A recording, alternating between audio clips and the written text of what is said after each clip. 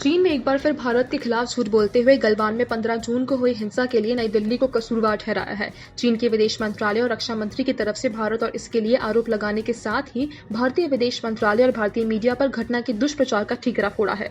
एक दिन पहले दोनों देशों के बीच तनाव को कम करने के लिए 22 जून को हुई कमांडर स्तर की बैठक को सार्थक बताने के बाद चीन के दोनों मंत्रालयों ने नई दिल्ली पर द्विपक्षीय समझौते और अंतर्राष्ट्रीय नियमों के उल्लंघन और हिंसा के लिए उकसाने का आरोप लगाया है। चीन के विदेश मंत्रालय की तरफ से अंतर्राष्ट्रीय नियमों के शब्दों को शामिल किया जाना भारतीय विदेश मंत्री एस जयशंकर की तरफ से रूस भारत चीन के विदेश मंत्रियों की बैठक के दौरान इसके महत्व के जिक्र किए जाने के संदर्भ में हो सकता है। गौरतलब है कि 15 जून को पीपल्स लिबरेशन आर्मी के साथ हिंसक झड़प में 20 भारतीय जवान शहीद हो गए थे। हालांकि चीन ने हताहत की बात तो मानी, लेकिन अपने सैनिकों के मरने का आंकड़ा नहीं बताया था। उत्तर पूर्वी दिल्ली में फरवरी में हुए दंगों को लेकर पुलिस ने बुधवार को बताया कि चांदबाग में अफवाह की वजह से हिंसा फैली थी। न्यूज एजेंसी एएनआई के मुताबिक यह अफवाह फैली गई थी कि बीजेपी नेता कपिल मिश्रा के समर्थकों ने संशोधित नागरिकता कानून के खिलाफ प्रदर्शन स्थल पर लगाए गए पंडाल में आग लगा दी है। इस अफवाह के बाद चांदबाग इलाके में हिंसा शुरू हो गई थी। राजधानी दिल्ली के उत्तर पूर्वी इलाके में हिंसा के दौरान दिल्ली पुलिस के कांस्टेबल रतनलाल की हत्या के मामले में जांच के दौरान ये बातें सामने आई है। पुलिस ने कहा कि आग को लेकर चांदबाग में अफवाह जानबूझकर फैलाई गई थी ताकि लोगों को हिंसा के लिए भड़काया जा सके। गवाहों ने दर्ज बयान, जिसका चार्जशीट में जिक्र है, में आया कि कुछ दंगाई अफवाह फैला रहे थे कि बीजेपी नेता कपिल मिश्रा के समर्थकों ने सीए विरोधी पंडाल में आग लगा दी है। हालांकि पुलिस ने कहा कि किसी भी गवाह ने कोई भी आग नहीं देखी थी। अधिकारियों ने कहा कि हिंसा भड़काने के लिए जानबूझकर कई अफवाहें फैलाई गई।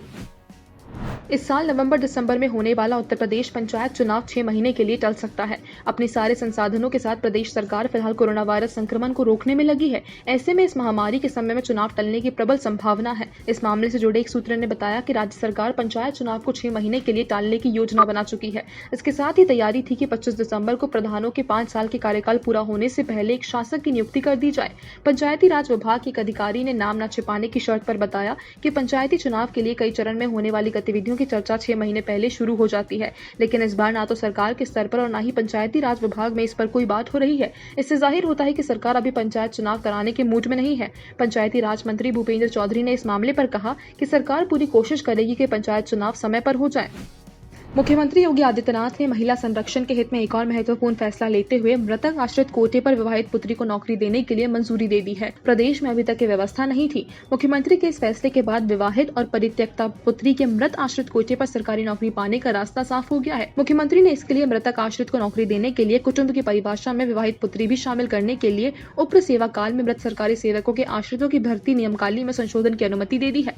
मुख्यमंत्री ने महिला अधिकारों के साथ संरक्षण के लिए हाईकोर्ट के आदेश के आधार पर यह फैसला किया है। हाईकोर्ट के आदेश के अनुसार उत्तर प्रदेश सेवा काल में मृत सरकारी सेवकों के आश्रितों की भर्ती नियमावली 1954 में इसका प्रावधान करने की अनुमति दी गई है। इसके आधार पर कुटुंब के अंतर्गत मृत सरकारी सेवक की पत्नी या पति, पुत्र, दत्तक पुत्र और अविवाहित पुत्रियां, अविवाहित दत्तक पुत्रियां, विधवा पुत्रियां और विधवा पुत्र वधुओं के साथ अविवाहित पुत्रियां और परित्यक्ता पुत्रियां भी संबंधी होंगी।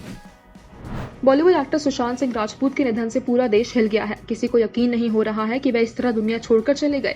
अब दिग्गज सिंगर कुमार सानू ने सुशांत को लेकर अपना दुख जाहिर किया है। उन्होंने इंस्टाग्राम अकाउंट पर अपना एक वीडियो शेयर किया है। इसके साथ ही कुमार सोनू ने स्ट्रगल्स को खास मैसेज दिया है। वीडियो में उन्होंने कहा, अभी मुझे विश्वास नहीं हो रहा है कि सुशांत सिंह राजपूत ने सुसाइड कर लिया है। वे बहुत ही पॉजिटिव इंसान थे, एक बेहतरीन एक्टर थे। बहुत कम उम्र में उन्होंने इतना अच्छा काम किया, बॉलीवुड को बहुत सारे हिट फिल्में दी। उम्र में वो मेरे बच्चे की तरह है। इस उम्र में, छोटी उम्र में उनका अच्छा काम किया था।